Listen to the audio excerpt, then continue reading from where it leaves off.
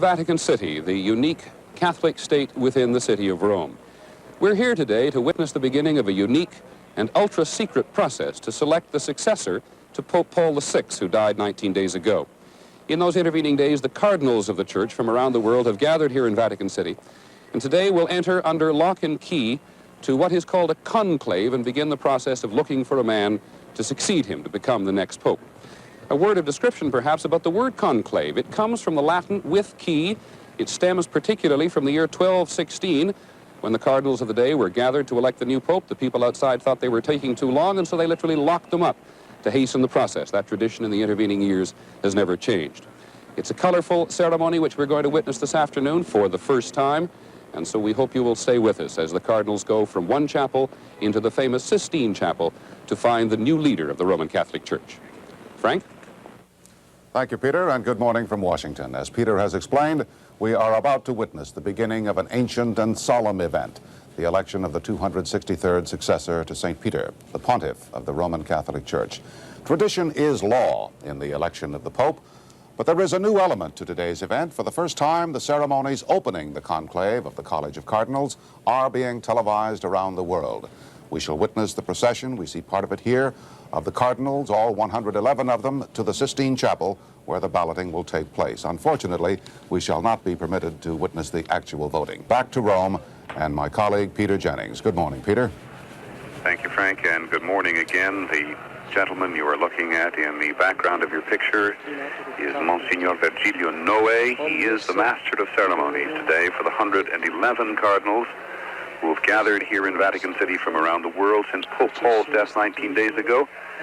They are now in the Pauline Chapel in Vatican City. Pauline Chapel built in 1538. And the procedure of entering the conclave, of entering this ultra-secret meeting, has now officially begun. To begin with, from our commentary position here in Rome, let me introduce two now familiar voices to you. From the Society of Jesus, the Assistant General, Father Vincent O'Keefe from Jersey City, New Jersey. Father O'Keefe, nice to work with you again. Thank you, Peter. And a long, supremely excellent broadcaster, Bob Trout. Good afternoon, Robert. Good afternoon. Privileged to be here to watch the conclave open.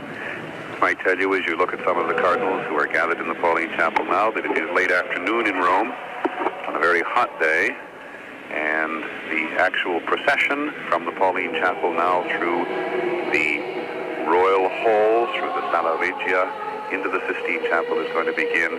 In the background you hear the famous Sistine choir.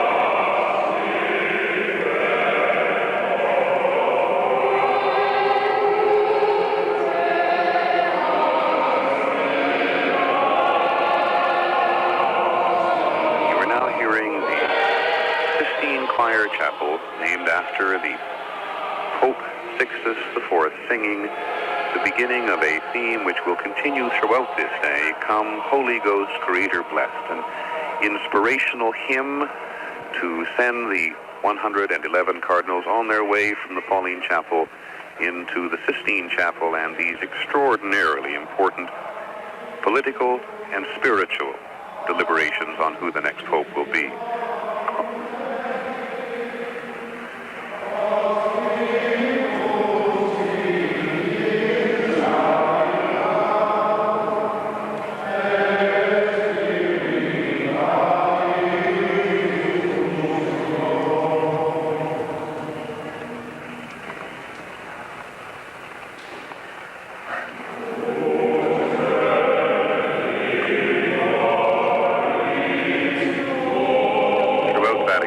Father O'Keefe, classic examples of the great art of the Latin and Roman world, as we see in this chapel as well.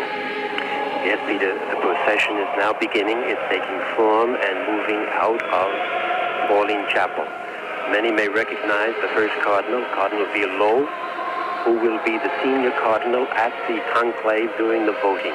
He had been the Secretary of State. Alongside him is the Italian Cardinal Samore, and directly behind them, the Master of Ceremonies. Cardinal Baggio now passing on the screen, one of the candidates. And the Cardinal from Egypt, Cardinal Sidaros. Cardinal Wyszynski from Poland, center screen. And behind him, Cardinal Koenig from Vienna.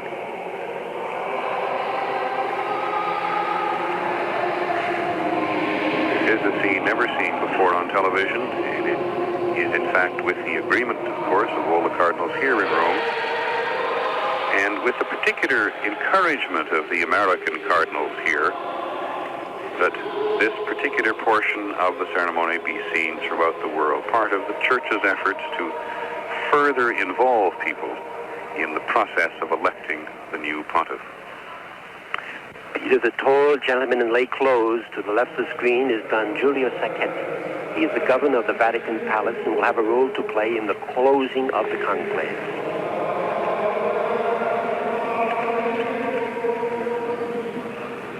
As they leave the Pauline Chapel, Bob Trout, they move into a place where we have walked before, the Sala Regia, yet another extraordinarily ornate hall in Vatican City.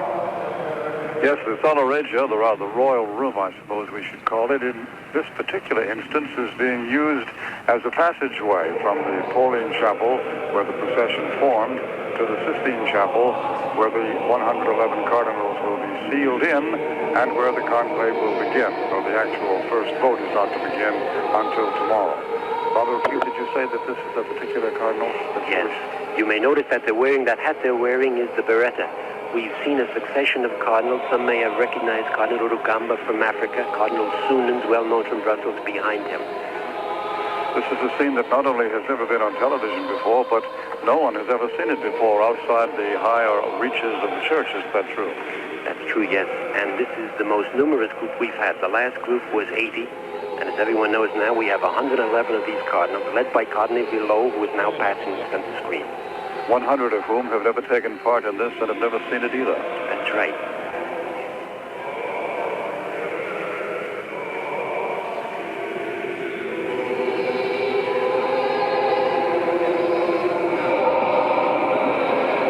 Somewhere in this procession, too, the man who is likely to be the next pope. Though it is not mandatory that these cardinals elect a man from within their own ranks, it is eminently likely. Influence here, too, from around the world. 8 cardinals from the United States, 3 from Canada, 19 from Latin America, a very strong and influential bloc of 24 from Western Europe, 5 from Eastern Europe, 27 from Italy. Italy, which for many years had the largest number of cardinals, no longer has the single largest group. 10 from Asia, 12 from Africa, and 3 from Australia and New Zealand.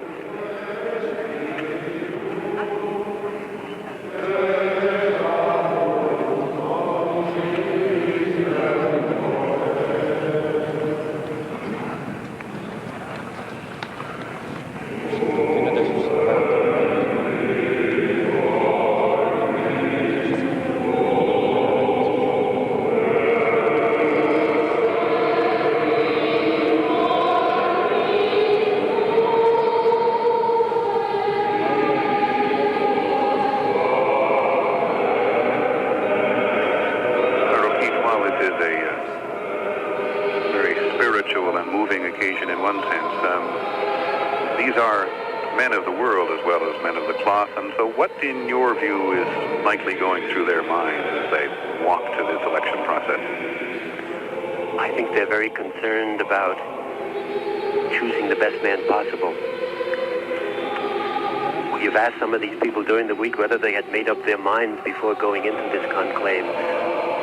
Most of them said no. So I think they're waiting to see human and divine signs as to whom they should pick as the best man.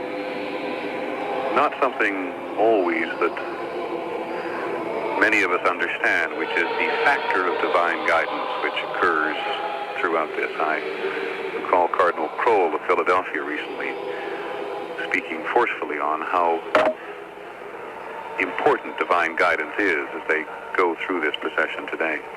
I think it is, and we can see Cardinal Kim, the Korean, alongside Cardinal Cook, showing the international quality of this. Yes.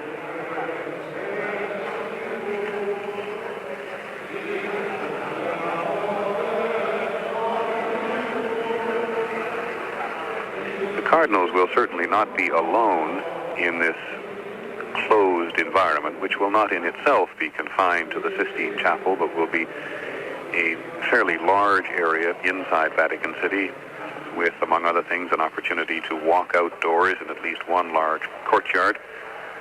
They will be locked up with nuns from a semi-hotel here in Vatican City who will cook for them, with firemen, with barbers who, if the Cardinals wish, will either cut their hair or shave them, as the case may be, and a series of attendants to run the business of the conclave, because we have no idea how long it will take.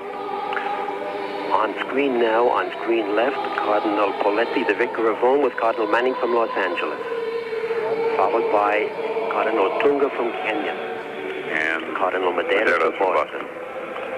May I say that scaffolding we see in the background supports the chimney that soars way up to the roof of the Sistine Chapel and will furnish the smoke black or white. Somewhat over 100 feet, Bob. 35 meters, they told us.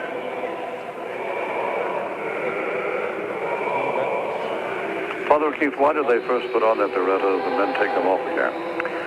When they're moving in procession, that's considered part of their garb. But once they enter the chapel, the holy place, then they remove the biretta. But they keep their tsuqueta on, that little skull cap, which is crimson. Cardinal Olorscheid on screen, one of the better-known prelates from Brazil. The small cardinal, left screen now, is Cardinal Asafi Mahatratra from Madagascar, one of our own 3 Jesuit cardinals present in this conclave.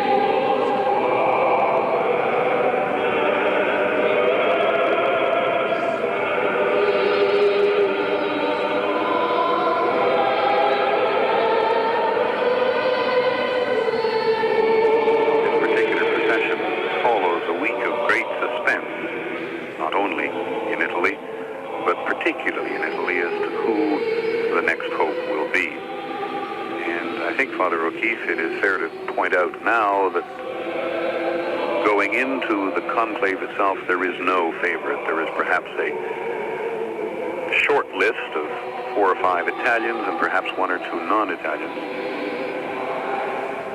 But as they enter in now to the Sistine Chapel, there is no one man, perhaps no one of 2 men, who will emerge some days from now as the Pope himself.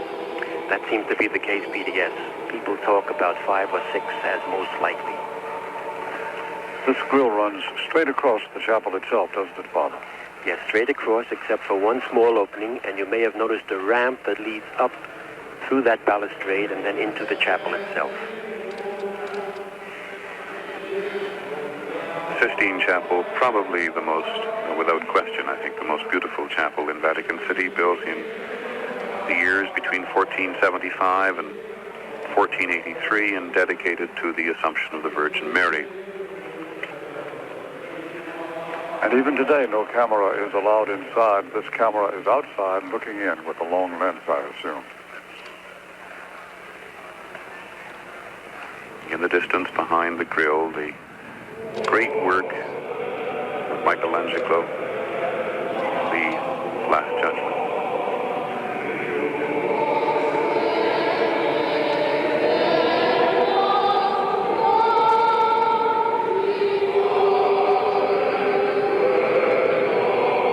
We are looking straight through at the altar upon which the Cardinals will place the vote when they do move into the election of the new Pope. They will write it and place the writing on the paper there.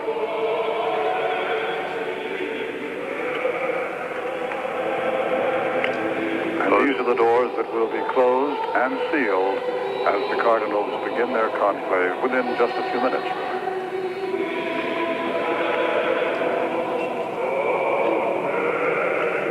Once in the conclave, there are only two ways literally to get out. One is if you die, which is not altogether unheard of. One cardinal, the exiled cardinal from China, has already unfortunately died since Pope Paul himself died 19 days ago. Or if the doctors who accompany the cardinals as well swear under oath the man is sick enough and must leave. Each one of these cardinals has an assigned place, and the masters of ceremonies are showing the cardinals to their places. They will occupy the same places throughout the conclave, no matter how long it takes. And when they are all assembled, the singing will end, and we will go toward the final prayer. Yes, that's absolutely right. They're still singing that ancient hymn to the Holy Spirit. Here you see in the center Cardinal Albino, who will be directing the conclave. To his left is Monsignor Noé, who is the Master of Ceremonies, and to Cardinal Albino's right is the Assistant Master of Ceremonies, Monsignor Coquette.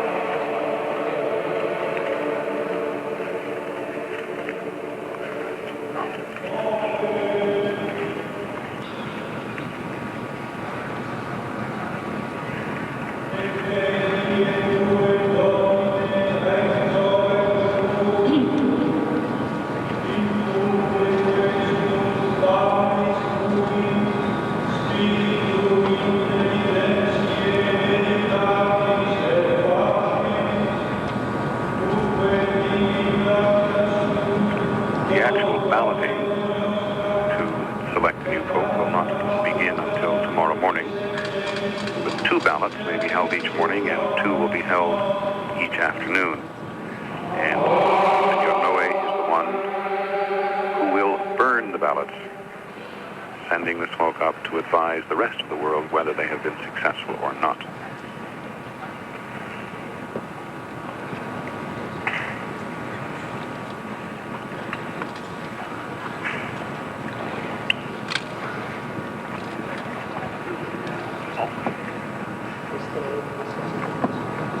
The prayer has now been finished, and you see center camera Monsignor Noé, who will now proclaim the famous Extra Omnes. All should leave the chapel.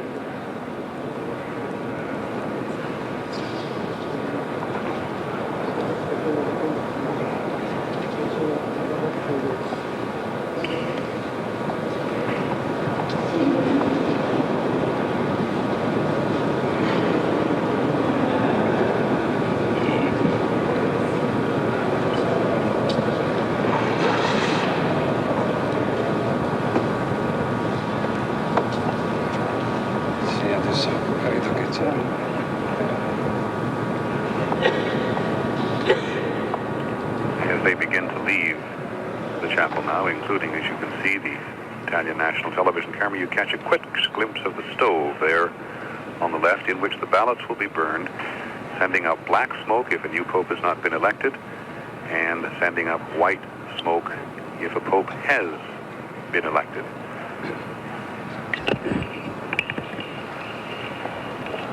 Very simple stove, a reconditioned stove. They actually lost the original one. And there you see chemical containers to make absolutely sure that the smoke comes out white or black. On previous occasions, there has been some doubt, and so they add chemicals to it to make absolutely sure the colors are correct.